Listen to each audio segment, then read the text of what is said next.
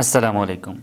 तो आज हम फर्स्ट ईयर का प्रैक्टिकल कर रहे हैं जिसमें हमने देखना है determine the value of G by free fall operators. ठीक है, जिसमें हमने इलेक्ट्रॉनिक टाइमर यूज़ करना है। ठीक है, जो कि बिल्ट इन होता है और बेसिकली इसमें हमने जी की वैल्यू मेजर करने के लिए ये ऑपरेटर्स बनाया था। तो इसमें सेंसर लगे हुए हैं कुछ। ठीक है, वो आगे जाके आपको बताते हैं कि ऑपरेटर्स में क्या क्या इसमें चीज़ें रिक्वायर्ड हैं, लेकिन बेसिक मकसद इसमें जी की वैल्यू कैलकुलेट करना है। ठीक है, तो अभी हम चलते हैं इसके ऑपरेटर्स की तरफ। तो आप देखेंगे इसके ऑपरेटर्स। तो ऑपरेटर्स में सबसे पहले आपके पास यहाँ पे स्केल है, जिससे हम इस सेंसर की जो कि हमारे पास यहाँ पे कनेक्ट है ऊपर, ठीक है, जो कि सोलिनॉइड की तरह का काम करता है, जो कि मैग्नेट की तरह काम करता है, इलेक्ट्रोमैग्नेट। ठीक है, जो कि सेकेंड ईयर में आपने पढ़ना है।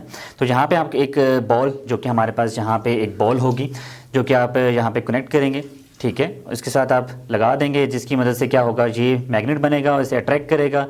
ठीक है, उसके बाद हमारे पास ये दो वायर्स जा रही हैं, जो कि हमारे पास नीचे एक सेंसर लगा होगा इस बॉक्स के अंदर। ठीक है, जो कि इसकी साउंड से आपका टाइमर को स्टॉप करेगा और ऑन करेगा। जैसे ही मैं इसको यहाँ पे लगाऊंगा इसके ऊपर, तो हमारे पास ये टाइमर 0 पे होगा। जैसे ये नीचे ड्रॉप करेगा टाइमर स्टार्ट होगा, और नीचे जाके हिट करेगा टाइमर स्टॉप हो जाएगा। तो यहाँ पे आपके पास एक इलेक्ट्रॉनिक ऑपरेटर्स बना हुआ है, जिसको इलेक्ट्रॉनिक टाइमर कहते हैं। इसमें हमारे पास कुछ ऑप्शंस मौजूद हैं पावर ऑन का। उसके बाद आप देखेंगे कि हमारे पास स्टार्ट का है, फिर सोलिनॉइड का है और रीसेट का है। तो जब पावर ऑन करेंगे तो हमारे पास टाइमर वहाँ पे आपको 0 ब्लिंक करेगा। ठीक है, तो आपको बात समझ आ जाएगी कि प्रैक्टिकल यहाँ पे स्टार्ट हो गया। दूसरी चीज़ हमारे पास ये है रीसेट। तो सबसे पहले आपने क्या करना है, ऑपरेटर्स को रीसेट कर लेना है। फिर आपके पास सोलिनॉइड का है, ठीक है, उसके बाद स्टार्ट का बटन होगा। ये सारे कनेक्शन आपके पास बिल्ट इन है, जो कि आपके पास यूज़ किए जाएंगे इस पूरे ऑपरेटर्स में। तो अब हम इसकी कंस्ट्रक्शन देखेंगे बेसिकली। तो इसके दो वायर्स हमारे पास इलेक्ट्रॉनिक ऑपरेटर्स की यहाँ से आउटपुट आ रही हैं। तो आप देख रहे हैं कि यहाँ से दो वायर्स निकाल रहे हैं, एक रेड है और एक ब्लैक है। एक जो ब्लैक वाली है वो हमारे पास ये नीचे बॉक्स है, इस बॉक्स पे लगेगी। ठीक है, जिसमें हमारे पास साउंड सेंसर लगा हुआ है। ठीक है, जो कि साउंड को डिटेक्ट करेगा और टाइमर को स्टॉप करेगा, क्योंकि हिट करेगा जैसे ही एक साउंड प्रोड्यूस होगी, वो साउंड डिटेक्ट होगी और टाइमर 0 पे, मतलब वो एक टाइम नोट कर लेगा 0 से किसी भी टाइम पे। उसके बाद हमारे पास जो रेड वायर आ रही है, ठीक है, वो रेड वायर इस ऊपर जो हमारे पास सेंसर लगा हुआ है, इस सेंसर के लिए है। ठीक है, तो ये सेंसर हमारे पास बेसिकली क्या यूज़ कर रहा है, सोलिनॉइड यूज़ कर रहा है, जो कि इलेक्ट्रोमैग्नेट यूज़ करेगा। ठीक है, एक इलेक्ट्रोमैग्नेट बनेगा। उसके बाद हमारे पास एक बॉल थी, जो कि मैंने पहले बताया था। इस बॉल को हमें यहाँ पे फिर अटैच कर लेना है। ठीक है, और हमारे पास उसके बाद जैसे ही वहाँ से मैं स्टार्ट का बटन प्रेस करूँगा, तो हमारे पास ये बॉल ऐसा ऐसा नीचे जाएगी और हिट करेगी वहाँ पे। जैसे ही यहाँ से रिलीज़ होगी, टाइमर ऑन होगा, वहाँ पे हिट करेगी, टाइमर ऑफ हो जाएगा। तो यहाँ पे हमने बेसिकली वो टाइम ही मेजर करना है। और with this scale you can measure the height of this sensor. ठीक है, जो कि आपके पास इस लेवल से लेके, जो कि ग्राउंड लेवल हम सपोज करते हैं, वहाँ से लेके इस सेंसर तक जो हाइट होगी उसको हम मेजर कर लेंगे। तो अब हम इसकी ऑपरेटर्स के बाद हमने इसका देखना है परफॉर्मेंस। तो आप देखेंगे हमारे पास इसकी परफॉर्मेंस कैसे हो रही है। यहाँ पे आप देख रहे हैं कि हमारे पास एक स्केल, जिस तरह कि मैंने बताया था कि हमने हाइट मेजर करनी होगी।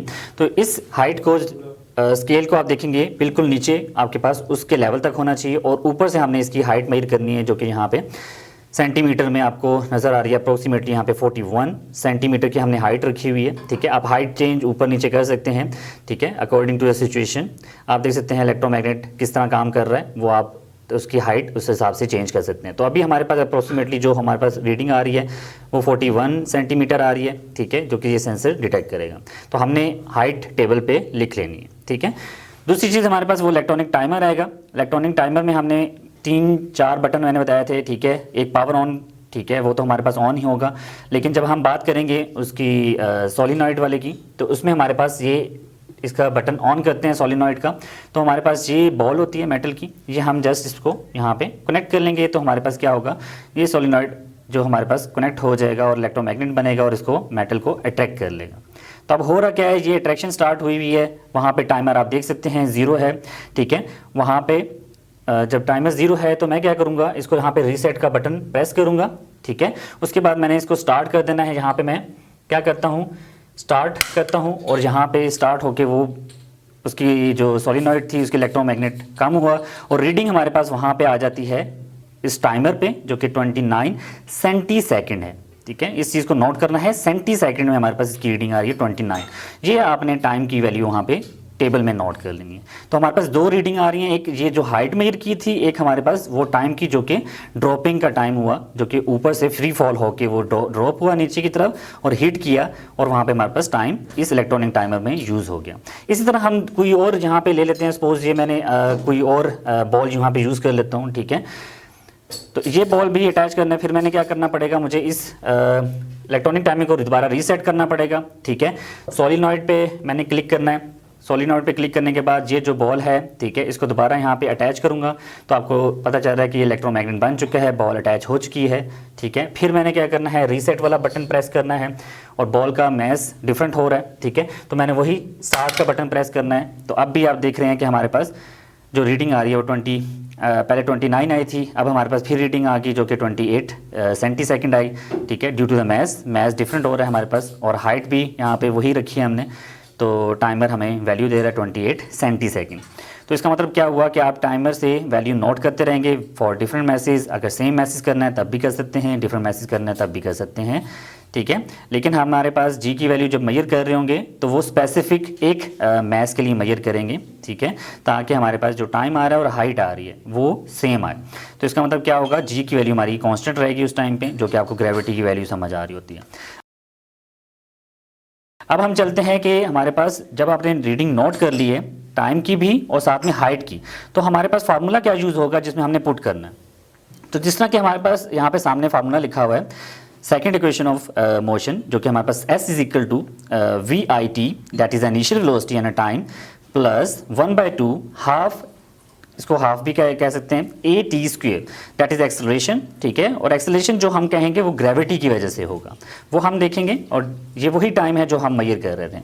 तो अब बेसिकली इनिशियली जब हमने इस बॉल को अटैच किया था तो इनिशियली जो वेलोसिटी थी वो 0 थी, वो रुका हुआ था। तो हमने क्या किया, उसकी जो एक्सेलरेशन की वैल्यू थी वो अब इक्वल कर दी, जो कि ग्रेविटेशनल एक्सेलरेशन, क्योंकि हमने यही फाइंड करना था फ्री फॉल ऑपरेटर्स में, कि जी के इक्वल कर दिया, क्योंकि ऊपर हाइट जब भी इन्वॉल्व की जाती है तो ए जी में कन्वर्ट हो जाता है, तो हमने वही कन्वर्ट कर लिया। फिर हमने क्या किया, एस की जगह एच पुट किया, क्योंकि हाइट थी, ठीक है, एस डिस्टेंस ही होता है और एच भी डिस्टेंस ही होता है, लेकिन वो वर्टिकल डिस्टेंस होता है। तो इसमें आप H is equal to V I जैसे कि 0 हुआ, तो इसका मतलब क्या हुआ कि हमारे पास ये वाला फैक्टर पूरा गायब हो जाएगा।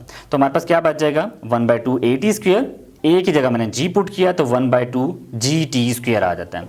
तो यहाँ पे आप देख सकते हैं कि ये हमारे पास बेसिकली फार्मूला है, और हमने क्या फाइंड करना था, जी की वैल्यू इसमें फाइंड करनी थी। तो जी की वैल्यू को मैंने इस जी को यहीं पे रहने दिया, 2 को h से मल्टीप्लाई किया, डेट इज 2h, और t यहाँ पे टी स्क्वेयर जो है मल्टीप्लाई हो रहा है, दूसरी साइड पे जाके क्या हो जाएगा, डिवाइड हो जाएगा। तो यहाँ पे आप देख रहे हैं कि टी स्क्वेयर डिवाइड कर दिया। तो this is the final result, और ये वो फार्मूला है जिससे हम g की वैल्यू को कैलकुलेट करेंगे for this operators, free fall operators की मदद से।